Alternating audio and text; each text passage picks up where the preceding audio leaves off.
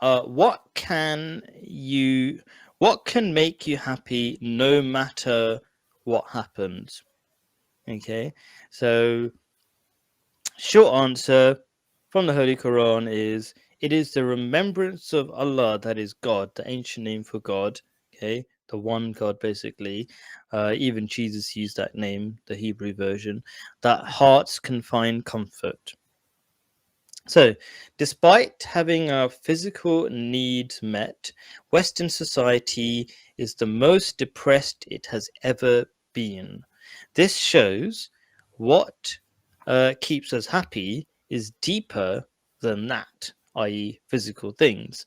Psychologists have long known that meaning is fundamental to happiness, and what could be more meaningful, lasting, and beautiful than losing yourself in God? So it's a weird description, maybe, but the source of all beauty as reflected in God's creation, which is nature. So I'm not sure how understandable that is, that phrase, losing yourself in God. What does that mean to you? Just Does it mean focus on anything? God and God only. Hmm. Yeah. Kind of means a bit more than that. But let's see if you understand more when I go into this more in-depth kind of description or explanation. You can have everything, but if you do not have a purpose with which you wake up every morning, you will be empty and lost. Now, you might not feel that as a teenager, but people, you know, increasingly do. And that's why psychologists say it's so important. So I think, maybe a teenager is not quite the same as an adult, the same way of thinking. Certainly their brains are different, they're still developing. Obviously, a baby is completely different to a teenager. So hopefully you can appreciate the differences, right? Okay. But this is what psychologists say. Like, having meaning in your life is absolutely essential. Without it, we're completely lost. Um, Okay, a feeling that has made modern Western society the most drugged, addicted, and depressed in history. So these are people who do have things enough to buy drugs and to buy stuff that expensive things like alcohol and things that get them addicted, right? The root cause is nihilism. Ever heard of nihilism? Yes, but I forgot what I meant. Okay, it's the idea that there is no purpose in life, which is how most Westerners live their lives. Nihilism not only robs us of the dopamine, that's the happiness chemical. Ever heard of dopamine? Not sure. Yeah, okay, so it's one of the key chemicals that make us happy, right?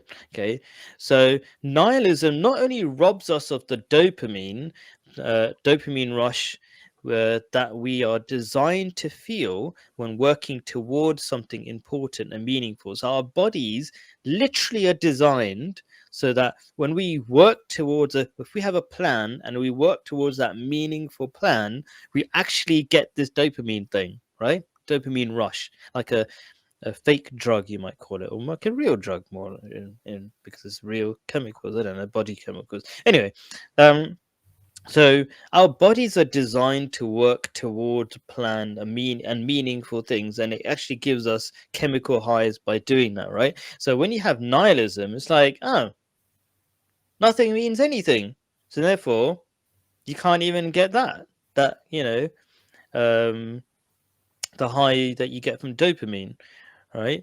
Where am I in this thing? Working towards something important, meaningful, but also leads to other kinds.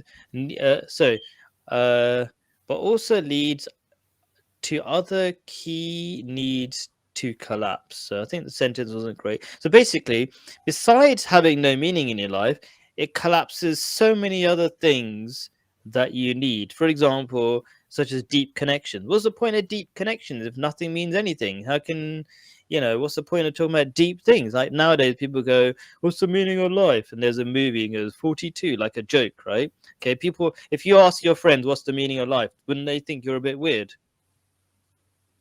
Nah. Right? Yeah, so that's why you don't kind of have those conversations, right? So, but we don't realize how important deep connections are, and it's partly because of the way society works. It's like, oh, nothing means anything, everything's random, we're just having fun, right? Okay, and that actually so ruins deep connections, which are key to happiness. Okay, relationships are one of the fundamental things that psychologists tell us are important to happiness, right? Okay, and deep relationships, not just like hello, how's the weather, you know. Okay, we can still get the short term dopamine high, so we do get excited in different ways, right? But that's kind of through consumerism. Okay, but that is not very satisfying because it's short term, right? Okay, it's been long known by psychologists such as Viktor Frankl that meaning is the most important factor for happiness. Okay, it is also essential. Uh, it is also essential when life is difficult. As the psychologist Friedrich Nietzsche said, one who has a why to live for can endure almost any how. Does that make Have you ever heard of that? If you have a why, you can get through any how. Ever heard of that one, or is that not a common one? Not that common though. Have you heard of Nietzsche or Nietzsche? The Niche. psych Nietzsche? I think I'm not even trying to pronounce it. Niche is Anyway, that there's that few things in business, isn't it? yeah. Well, I wouldn't be surprised if business experts use psychology. Is very No, important. but Yeah. it means something else to what you're trying to say, Oh, I you're think. talking about niche. You're talking about niche. That's something else. Yeah. Okay. I'm about Nietzsche. Okay, that's how you say his name. Nietzsche or niche. Anyway, to find your why, Frankl says, the psychologist says here in his book Man's Search for Meaning, he said we should simply obey our conscience. Our conscience, according to Freud, is a magical entity or thing, best described as a personality separate from your own thinking. So it's like this weird thing, this conscience. Okay, like I'm gonna try to no, I'll read it. Okay, I thought I was running out of time. Okay, so it's like a separate thing that tells you off even when you don't want to listen to its voice. This, so that's why Freud. You must have heard of Freud, no? Yeah. A little bit, right? The A most lot for famous, my like GCSEs. theme in your GCSEs. Yeah, there's a Jekyll and Hyde book, and he's one of the main people that we talked about. Cool. Okay, so Freud's one of like the greatest or most well-known psychologist of in history. Anyway, okay, so he basically said this thing, basically our conscience is this weird magical thing. It does things that you don't have control of, basically, right? This conscience, which quietly steers you in a specific direction, is both evidence of a purpose and a creator who has designed you for that purpose. You cannot choose your purpose as you are not your own creator. So, what is your purpose? That purpose must be based on your highest capabilities, much like a TV remote can be used to shovel food into your mouth like a spoon, or it can be used better to change the channel. So, you got a TV remote. Yeah, what's the purpose of the TV remote? You can say, well, maybe it's good for eating my food with, or maybe it's good for changing the channels. It's better. This highest purpose based on its design is to change the channels. It's not very good for eating your food with. Does that kind of make sense?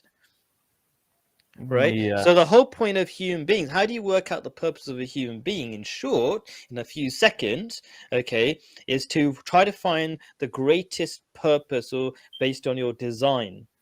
Okay, and so what could be a higher function of a human being than to lose yourself into the beauty of God? Okay, to increasingly, I don't know why this thing is not scrolling down. Anyway, so you can increasingly become godlike. So when I say lose yourself, it means forget your ego and let go. It's like when you lose yourself in nature, you kind of let go of all the things you're thinking and just let go and appreciate nature. It's a bit like that with God. Like, don't stop doing the stupid things your ego is telling you to do. Okay, listen to God and your life becomes better. Doesn't mean don't use your logic. It's like stop trying to show off to people and just do good things as a short version. Anyway.